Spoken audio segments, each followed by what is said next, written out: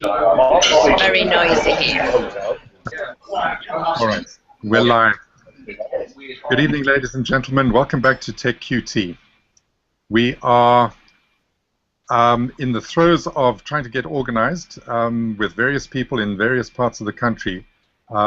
It's been quite interesting trying to do this. However, we all seem to be accounted for. I'd like to welcome Chris Condo back to TechQT. Chris, you've got some interesting things to tell us a little bit later about what's been happening at the Barn Open Day, I believe. For the first time, I'd like to welcome Aled Morris. Aled's a self-proclaimed professional broadband busybody and tech busybody. Aled, welcome very much indeed to TechQT. Thanks for having me.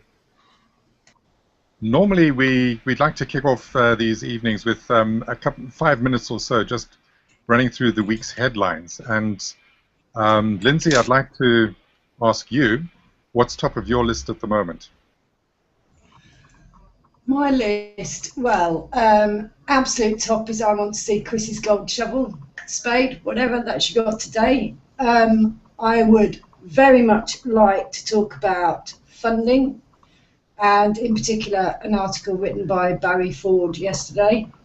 Smart meters, that perennial favourite of all of ours, and some news from over the pond about communities doing infotricity, which is broadband and power together, and some of the approaches that are being taken and the benefits that's bringing to consumers, communities, utilities, ISPs, etc., etc. That's what I'd like to do.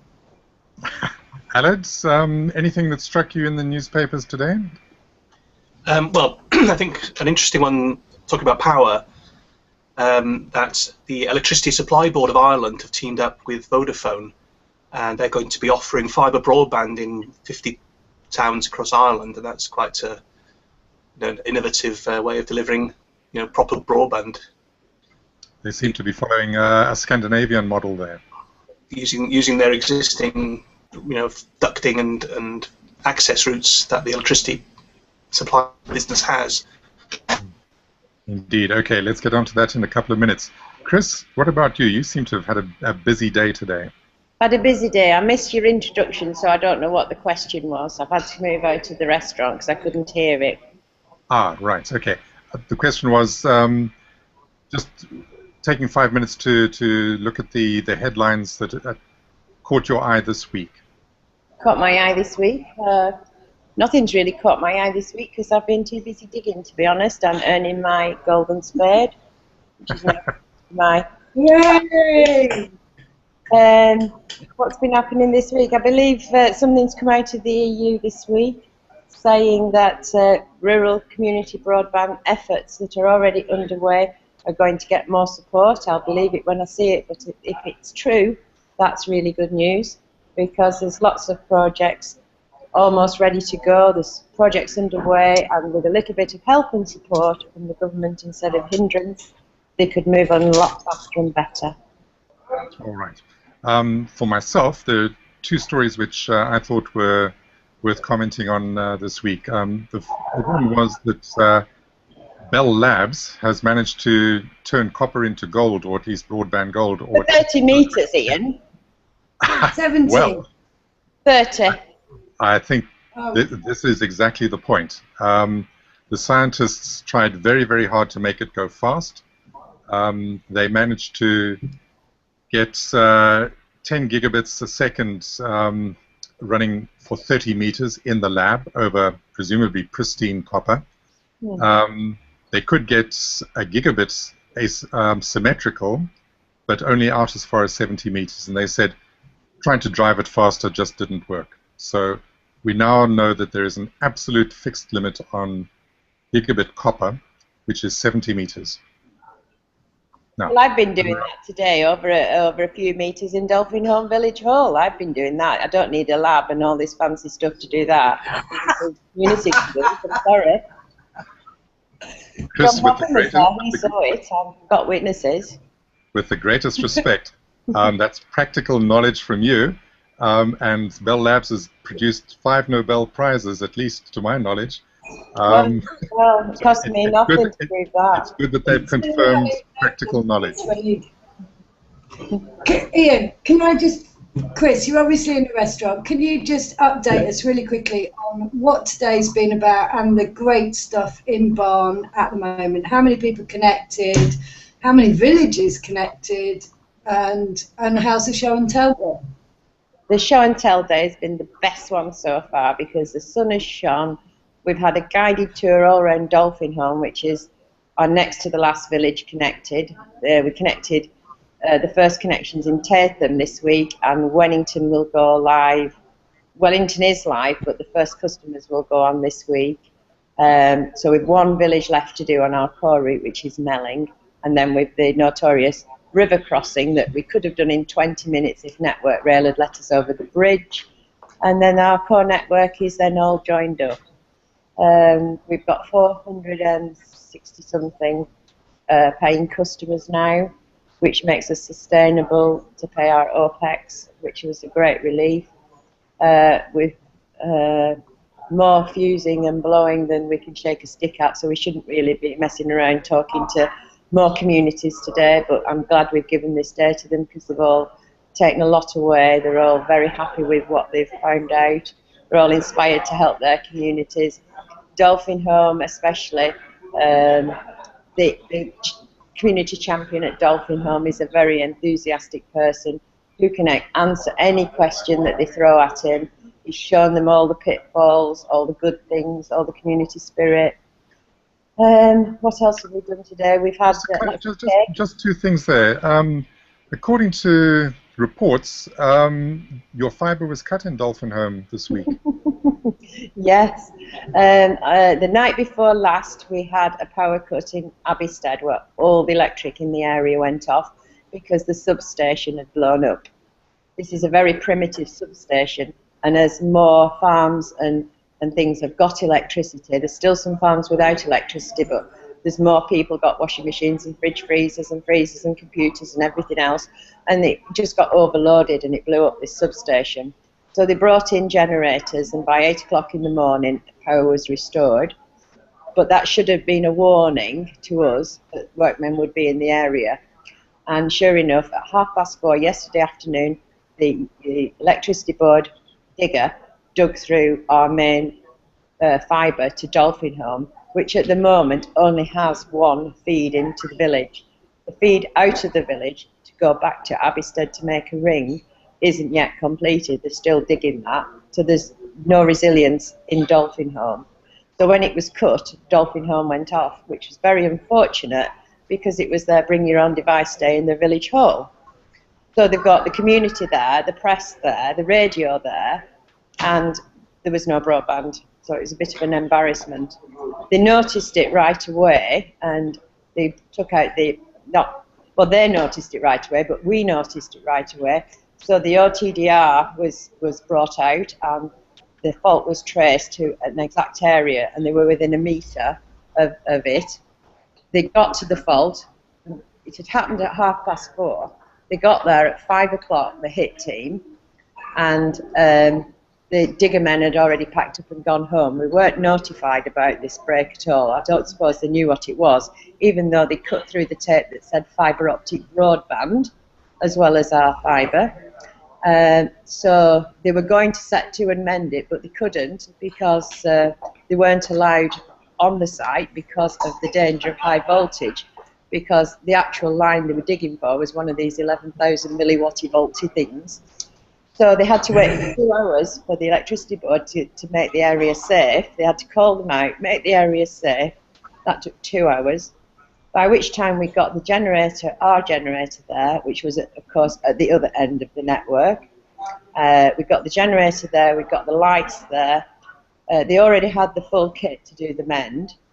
And so 2.5 hours after it happened, they got in the trench. They'd already sorted out where the fibre was coming from to do the mend. They'd gone to the next chamber, made sure there was enough fibre there to pull through, sorted out what to do, and within 4 hours, 23 minutes, the fibre was mended that brought the village live again. And so we reckon that the service level agreement for business grade broadband is 4 hours to find the fault and 4 hours to mend it. So we were well within the limits of a high enterprise business connection, and it's just a connection to a little village, and it's all done by volunteers. So yes. Very good. Well done, Chris. But we haven't had time to brag about it because we've been doing the short tell day and talking about not breaking the fibre. So, yeah. But this is what happens. Cutting through water mains. Pardon? Or cutting through water mains either. Cutting through? We haven't cut through any water mains. I didn't mean you, did I? Try Wennington. Wennington. What about Wennington? I heard there was a water main cut in Wennington while they were putting a cab in. Not you. No. There was a water main burst that lasted for. They've been reporting it for 5 months, and that was in Ray. And then when we were doing our road cut, we had to have traffic lights, and we did our road cut with the council and everything else. It took like 3 months to get this permission for this thing. Anyway, we did it. But then the traffic lights came back the day after because the United Utilities had decided to mend the water main, and we got the blame for all those traffic lights. But is that what you meant? No, not at all. But no, doesn't matter. Can you just hold your spade up again so I can see it properly, please? My spade. You see it? That's so cute. Yeah, that's so cute. Isn't it gold? It's actually one that Simon got off eBay, and it was silver, so he sprayed it gold. It's not real gold. It is real gold, isn't it? 22 karat gold. I bought it from Harrods. You didn't. You sprayed a silver one gold, you said. You'll pick up a cheapskate. Simon from MTEL, everybody. Hello, Simon. Hi, Simon. Right, you should. Three cheers to MTEL. Food ready. My food's ready.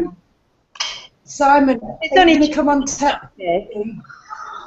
I'm coming. What, Lindsay?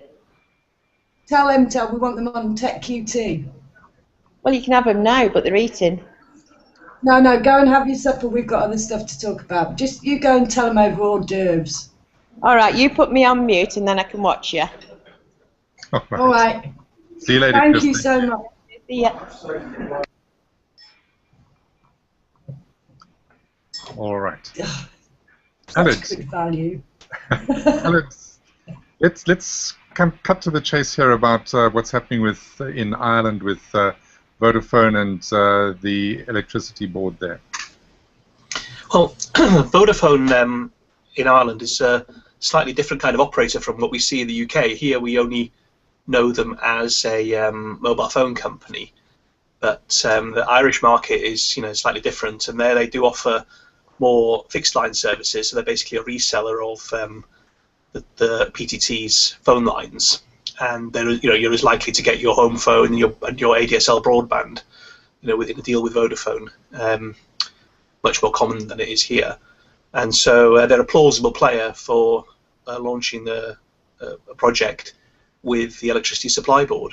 They're quoting big numbers. I think it's something in the region of 400 million euros, 450 million euros. Fibre to the premises. Undoubtedly, it'll be a PON, a passive optical network solution, because they're a telco and that's how they think. But they're going to do sort of 50 cities. So, and in Ireland, 50 cities is most of Ireland. I was going to say, I didn't know Ireland had 50 cities. Yeah, well, I don't think a city might be the wrong word. 50 regional towns. With the first ones going live in 2015, so early next year. Right.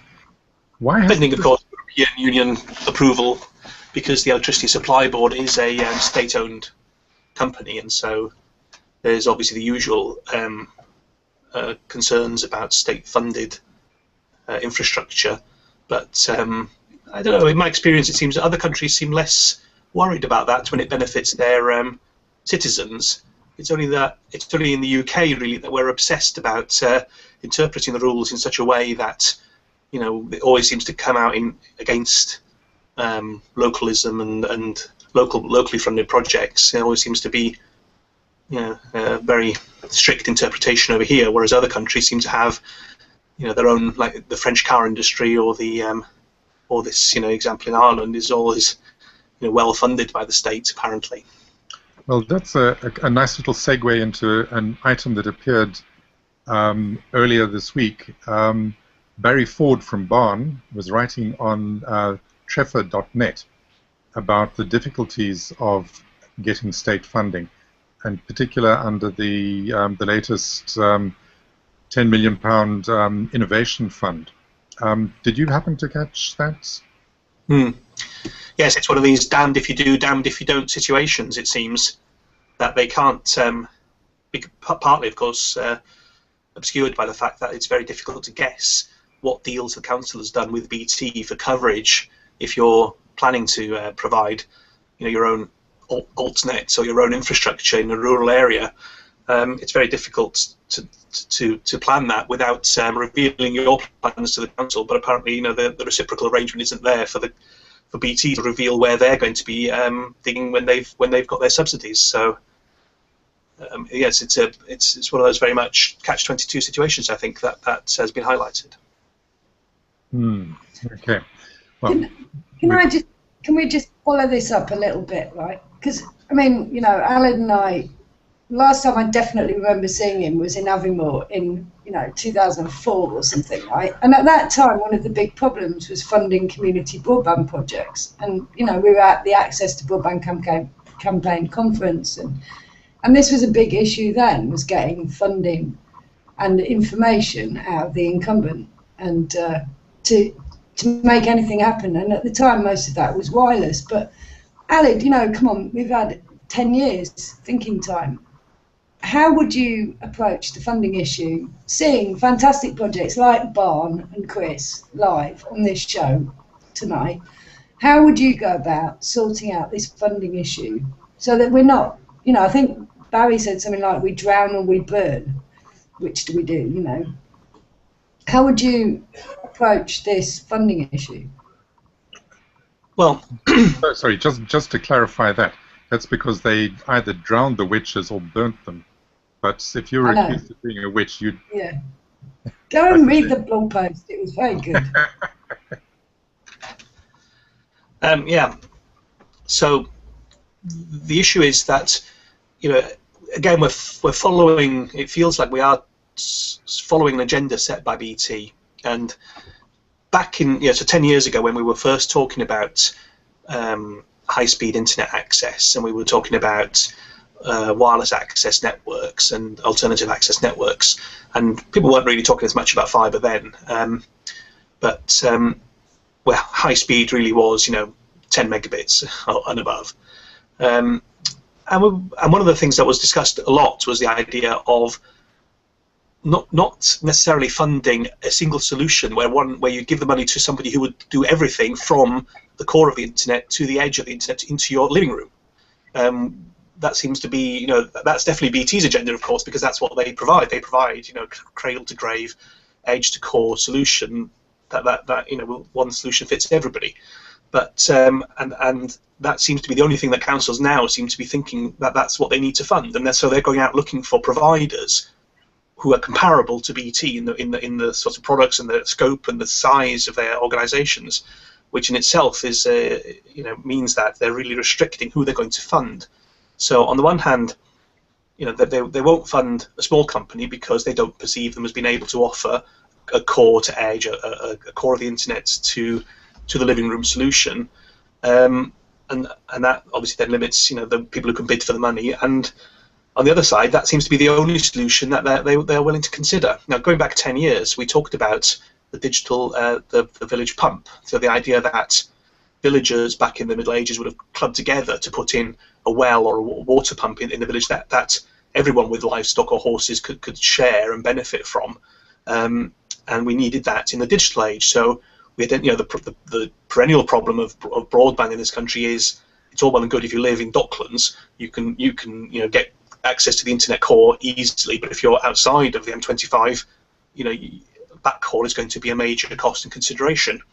And so the village pump idea would be, we could use the subsidies that were available to fund infrastructure, core infrastructure, and then allow any number of local competitors. They didn't have to be large scale at this, to take advantage of this, to run the last mile from the village pump, the village centre, to the premises. And this would be any kind of technology, because any startup company could do it, or a large company could do it. BT would be able to take advantage of it if they wanted to. It seems unlikely, but and that idea has gone completely by the wayside because BT now sets the agenda, and they.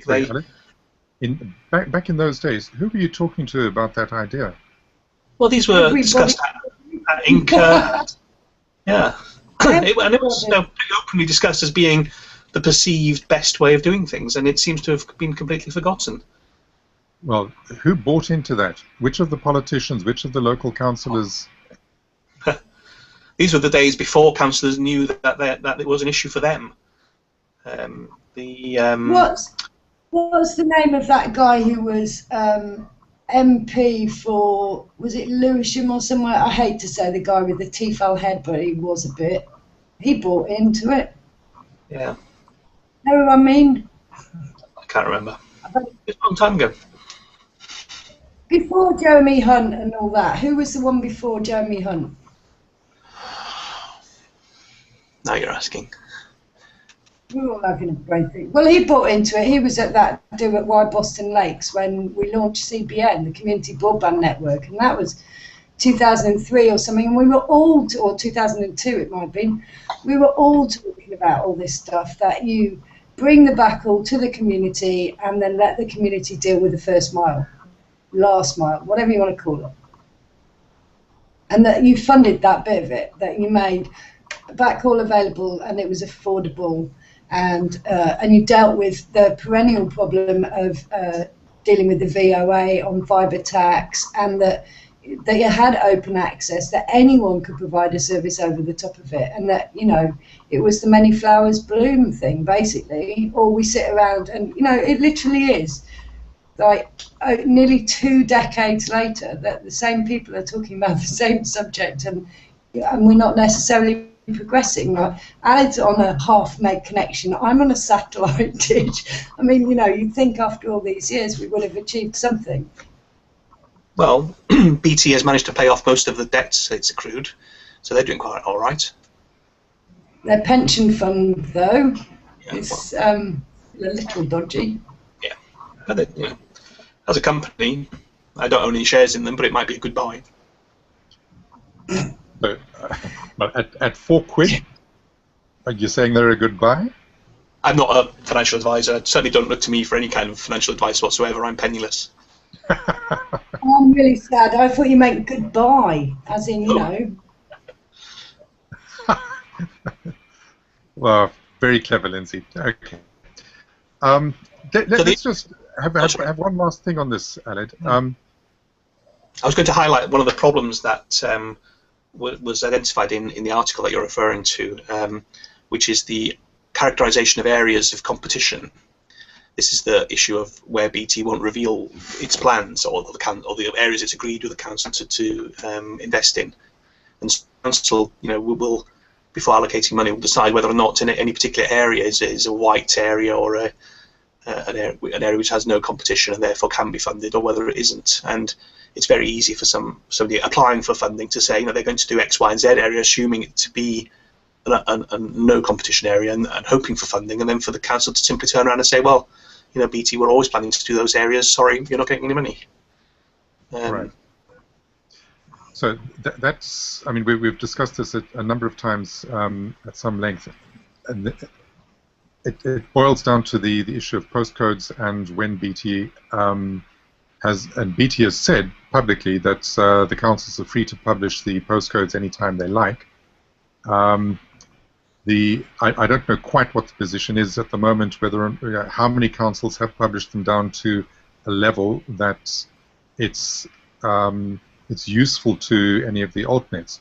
But it's because I haven't heard very much about it, I'm assuming that there's been very little change in the situation. I'd just like to throw something in, right? I'd like to very much thank Phil Thompson for saying it was Stephen Timms that I was trying to think of. He was the guy who sort of... Anyway, I'm just throwing that in from the Q&A section. Well done, Phil. Thank you very much. free subscription to him.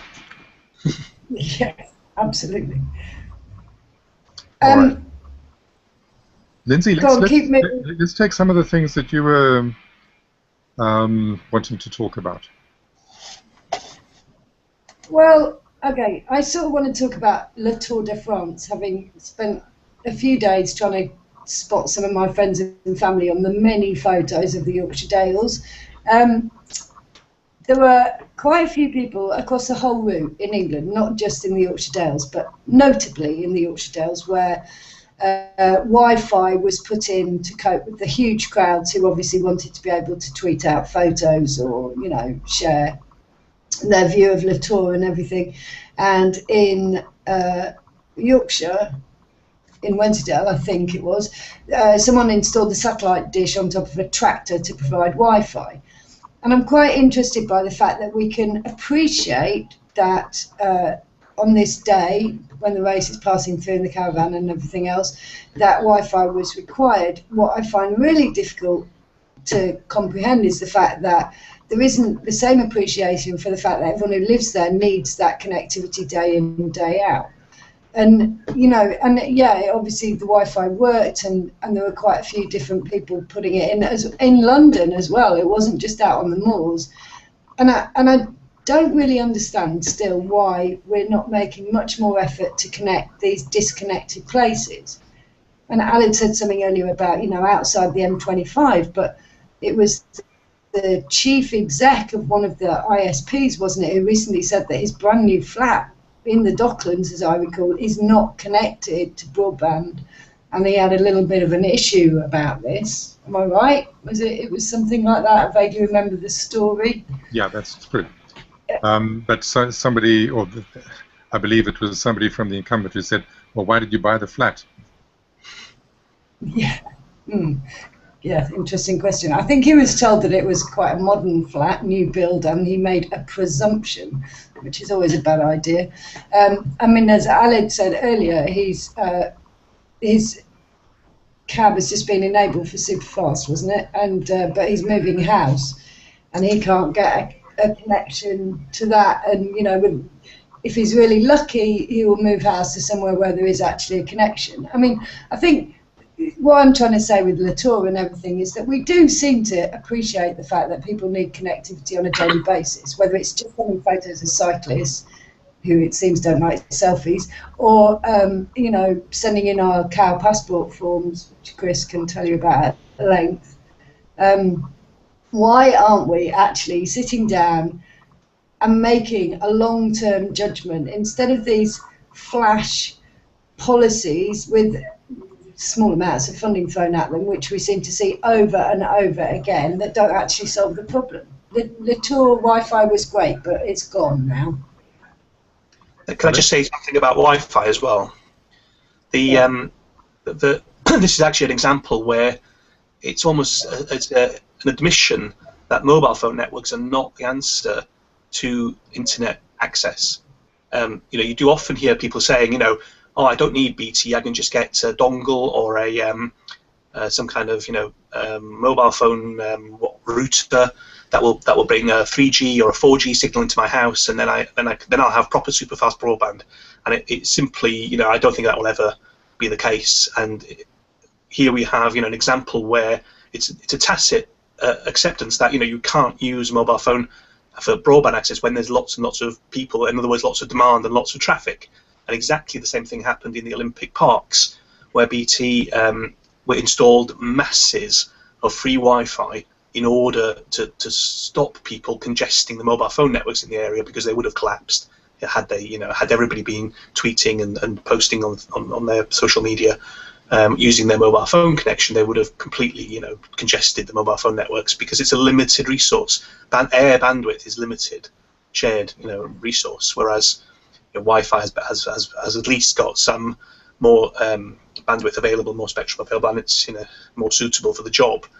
But well, I mean, it's easier to whack a Wi-Fi router on the end of anybody's broadband connection than it is to connect a mobile mast, isn't it? Especially in central London.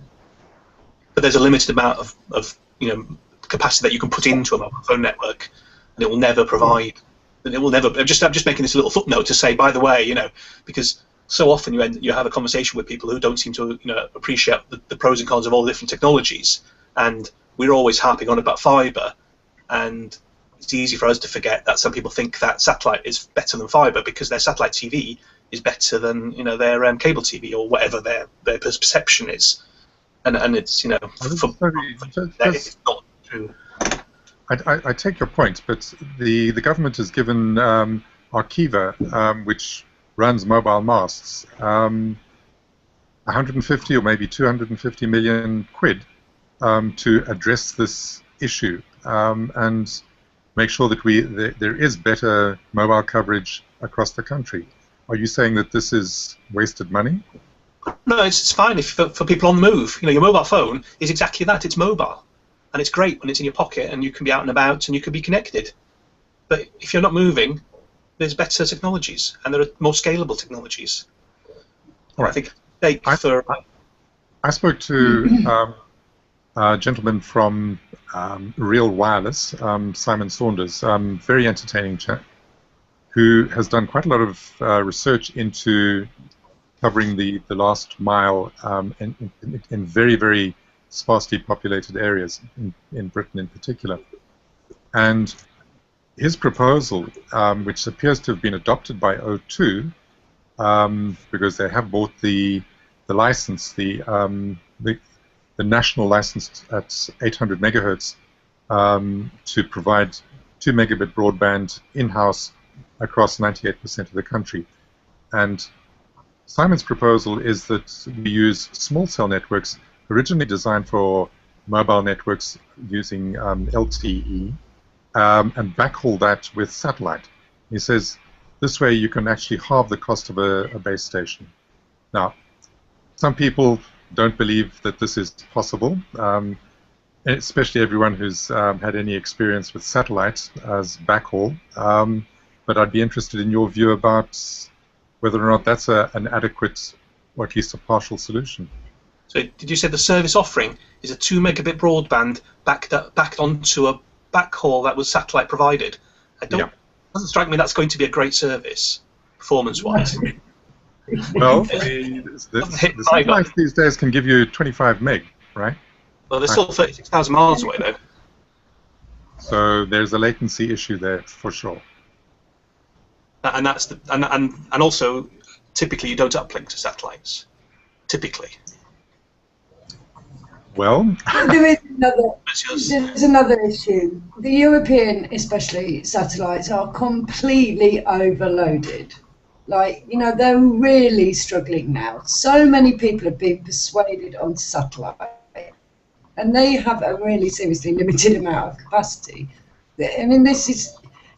If what continues to happen is that people in rural areas are encouraged on satellites, it's going to get much worse, and people like me are going to get crosser and crosser and crosser as we suffer the same thing that's happened with ADSL. As more people discovered what broadband was and came onto the exchange and got a connection nearby, especially when they were between you and the exchange, then your network, your connection just does this.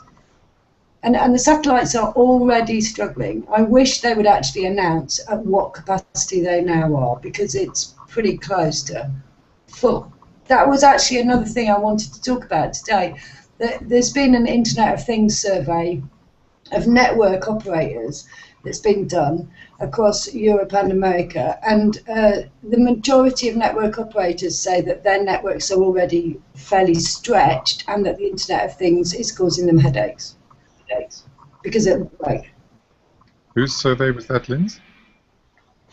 Can't remember. I'll put it up on Twitter later. It was out in the last 24 hours. Was this Infoblox possibly? Could have been. I think it was on Telegeography, somewhere like that. Okay. I didn't mean to write it down, but I've read quite a lot in the last 2 days. Well, I've been asking various people, because the Internet of Things is something I'm very, very interested in. I've been asking a lot of people about two things. One is the energy required to drive the networks, and the other is how much capacity these networks are going to take up. It turns out that most of the sensors that are going to be attached to the Internet of Things are very, very low data rates devices. So you can afford to pack tens of thousands, hundreds of thousands of these things onto a single channel without overloading it by any stretch of the imagination. You can also use it you can use very clever store and forwarding messages and things like that. So I'm a little bit skeptical, to be honest, about whether or not the networks are in imminent danger of collapse. I'm not. I mean, I think they're creaking already. Last week, well, I'm just not anymore. Last week, we were talking about the fact that there have been so many outages. This week, Virgin Media went down, but couldn't even say why. Started off saying it was localised to the northeast, then it turned out it was national. We are seeing networks creaking at all levels. And that's with the number of devices we have at the moment. The minute you start adding on toasters, fridges, and whatever else, then I think we've got an issue. But Alid, you must have an opinion on this. I know you know about networks. Yeah, bandwidth is true. It's not they're not high bandwidth applications typically, unless you've got a live video stream from inside your fridge to monitor the status of your butter. I don't know. Well, I agree with that usually. But there is, I mean, there is an addressing issue. You know, the IPv6 problem. We're not seeing a fast enough rollout of IPv6, which is going to have an impact on rolling out applications like that. Personally, I think there's an issue with the lack of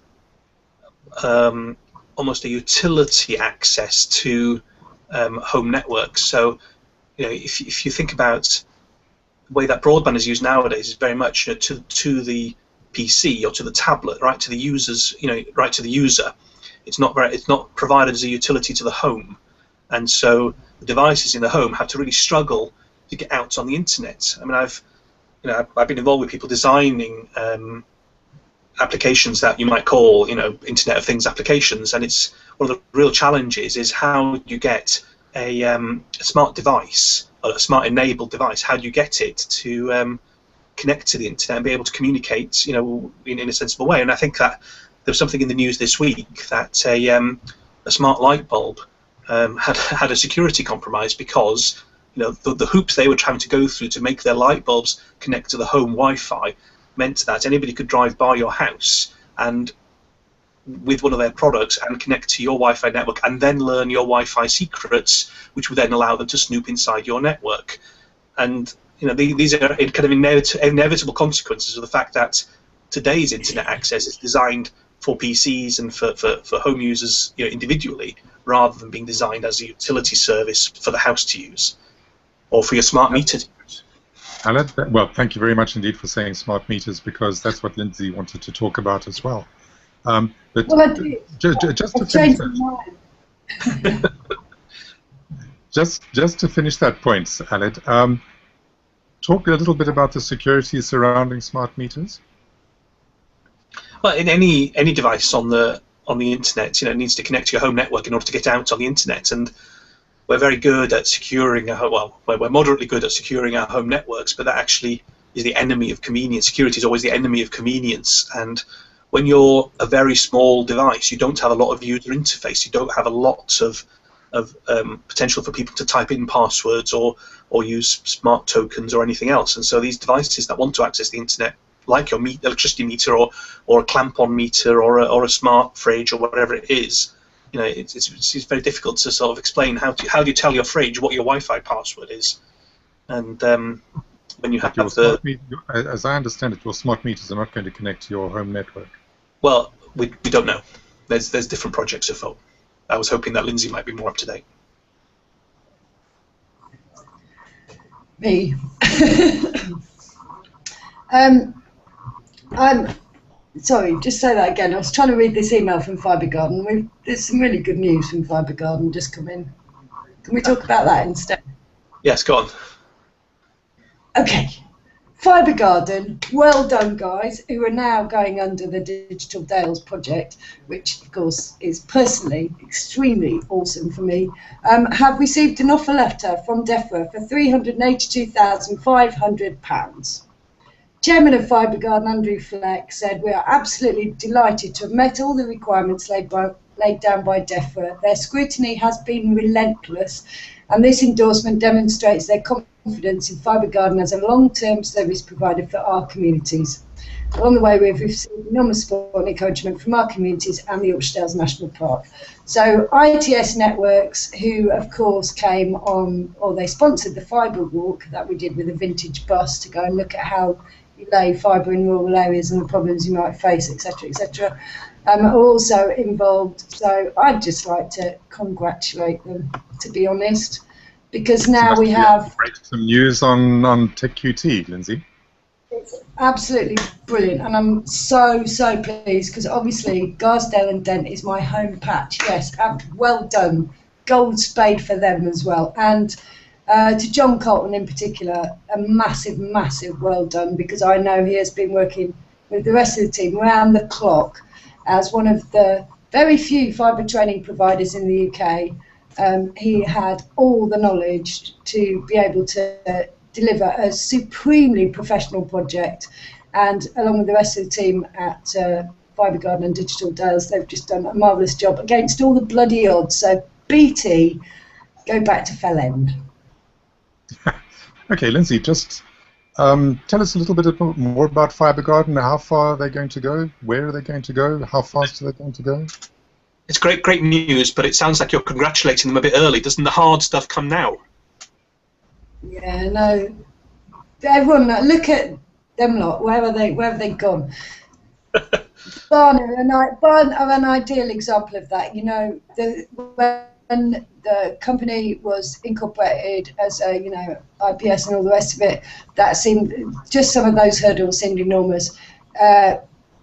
The difficulty has been and will be for Fibre Garden exactly the same as what Barn have faced. The weather will be atrocious. There'll be all sorts of dirty tricks. There is still people in the community who aren't playing ball, who just don't understand it, who've been misled by hype and all sorts of other stuff. They'll come round. It'll be fine. Fibre Garden is Garsdale and Dent, which, for those of you who don't know, is sort of on the edge of Cumbria and the Yorkshire Dales and Lancashire. It's in a sort of bit of an odd triangular place in a way, in that it's sort of the Yorkshire Dales National Park. It's come under the Cumbria Broadband project, which has been one of the issues, has been that getting the postcodes de-scoped out of the Cumbria project. Although, sort of, for those of us who live in Halls and Asquith, Garsdale is still Yorkshire. It no longer is officially, but it is still the Yorkshire Dales National Park. Covering a fairly wide and difficult area.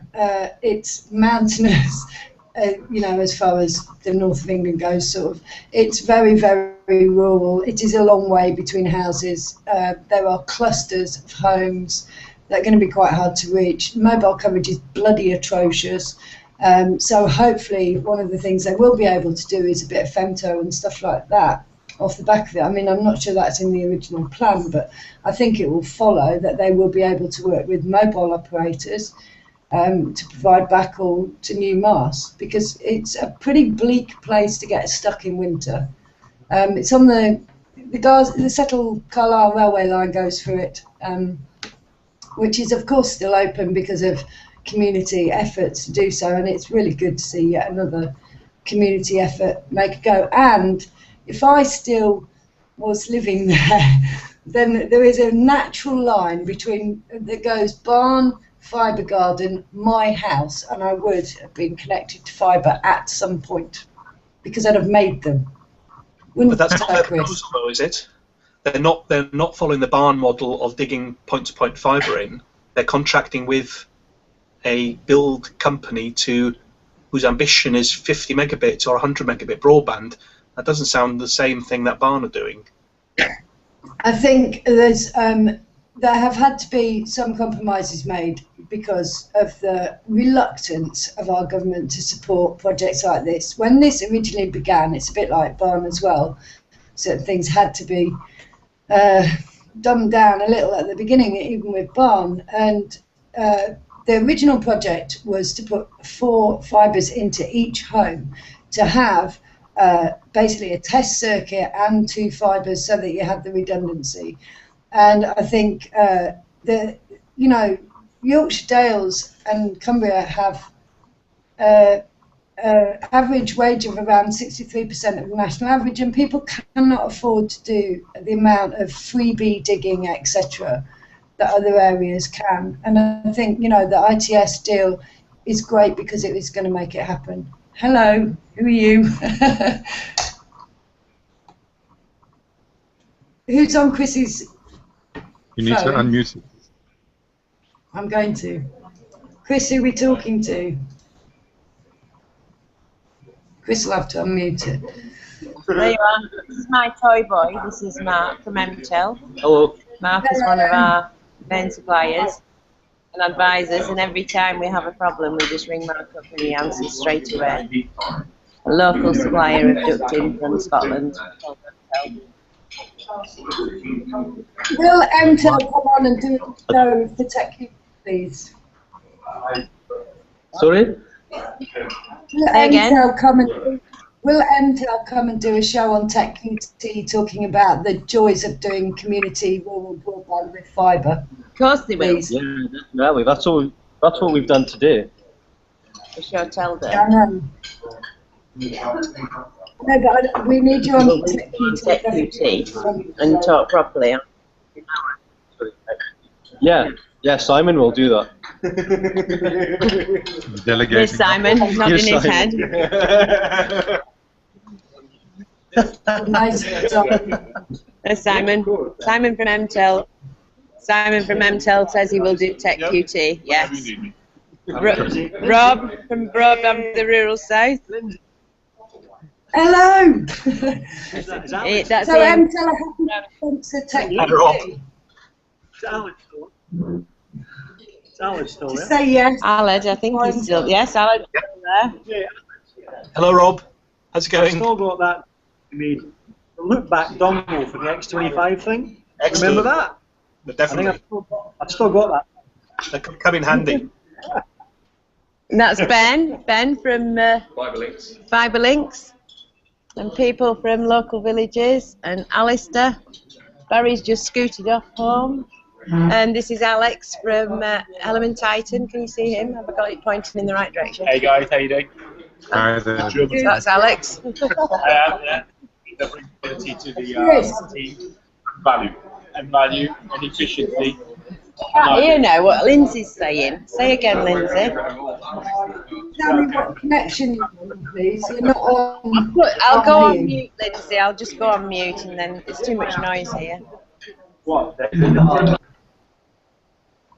You're not on a band connection, though, are you? It's not a gigabit. Just shake or nod.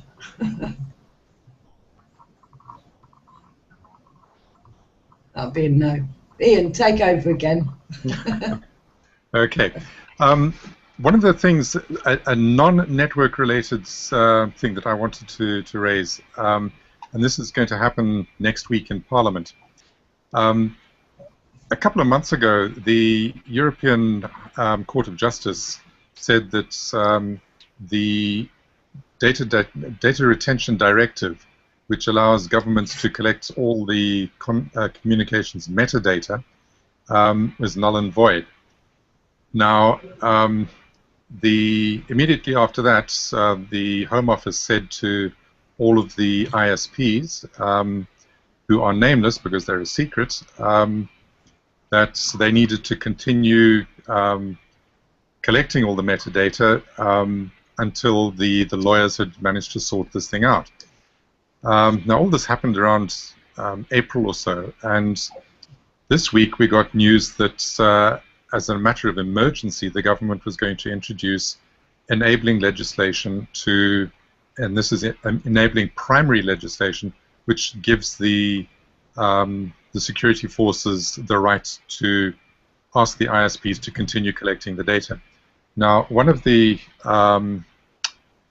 provisos in this thing is that the legislation will cancel itself out in 2016, The idea being that this is enough time for us all to have a serious debate about the extent to which we want to be monitored by the government. And I just wanted to raise this because increasingly we're all talking about getting connected, but you have to understand that each time that you connect, there's a record that's going to be kept about that connection that somebody's going to look at. At the moment, we don't know who it is. If the people who are enabled under the RIPA legislation, it's hundreds of thousands of people have got the right to look at your data. Now, I understand, I haven't seen the legislation or the proposed legislation yet, but I understand that that RIPA, or the number of people who are entitled under RIPA to look at it, are going to be cut down substantially, so that it's only the police and the national security people. We'll have to wait and see how the debate goes next week, but I'd be curious to know what you on the panel here make of this legislation. Do we want to be surveilled? Is this a good thing? Is the national security that important that we can endure a Big Brother society? It's a dreadful thing. The whole thing's horrendous. You know, this bill wouldn't have been even available for anyone to see if Tom Watson hadn't broken this last night and said there is something going on Monday. Everyone was on a one-line whip, so half the MPs have gone home. So there was no, and then they've had to release the content of the bill today because it was just breaking everywhere that this was happening on Monday. And like, if you read through the bill, which I have today, although it's a nightmare because you have to have RIPA next to you to see the amendments, because it says, you know, in section 4C, add person anywhere in the world. This is, the whole thing is either, well, I think it's lots of things, but it's definitely a distraction from the paedophilia thing, which is causing them a huge amount of grief at the moment. There seems to be a growing body of evidence that a lot of the problems out in Syria, Ukraine, etc., with terrorists have been funded by the UK and the US, as well as other countries. And therefore we are creating this problem anyway. The terrorism doesn't appear to be coming from a lot of these so-called terrorists. I actually think the most scary bunch of people we have are currently in Westminster and Whitehall, to be honest. I think they're the biggest threat to our freedom of anybody, of shoe bombers or Bama, what's his name, or any of the others. I think I'm more scared by the freedoms that are being removed from us by the government. I think the whole bill is a farce, to be honest, and we should all be in Westminster on Monday saying this must not go through at all. Aled? I haven't read it, but in general, rushed legislation is never good legislation. I can't see. Precisely. I can't see this proper way of. It's not exactly rushed. They've had plenty of time to consider what they want to do with it. It's rushed by announcing it on Thursday and pushing it through Parliament on Monday. Yeah. That's rushed. But the government has had this, as you might say, playing its cards close to its chest. So it knows what it wants to do. Yeah, what about the rest of us? You know, this whole drip thing, which is the hashtag that it's going under, has caused me to decide that we actually need to reinvent the whole electoral role. You know, this whole palaver of elections before next year. I think we should run it like jury duty.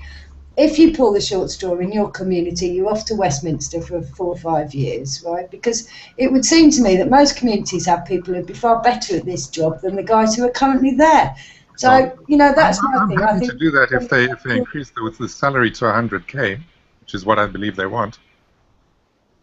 There would be people cheating on the straw thing to go to Westminster and do a better job than this bunch, to be honest.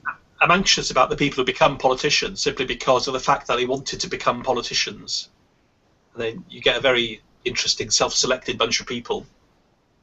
Indeed. Well, you do. And there was a bit of research done recently. You know, there's 50% of MPs are either married to another person in Westminster or related to somebody who has been in the past or is currently or from a political family. 50% of them.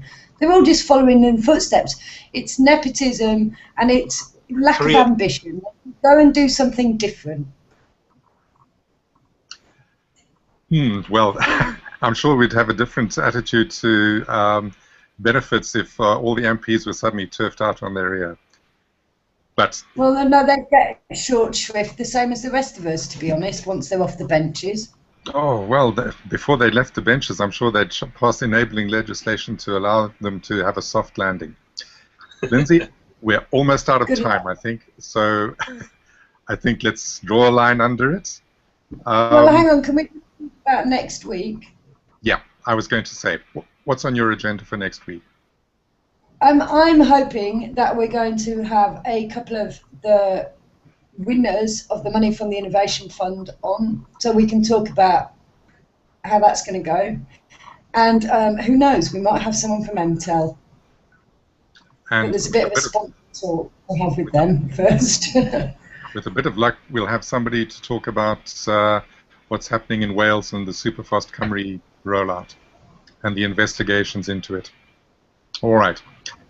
Ladies and gentlemen, thank you very much indeed. Join us again next Thursday night at 8 p.m. We'll kick off again and have a good week.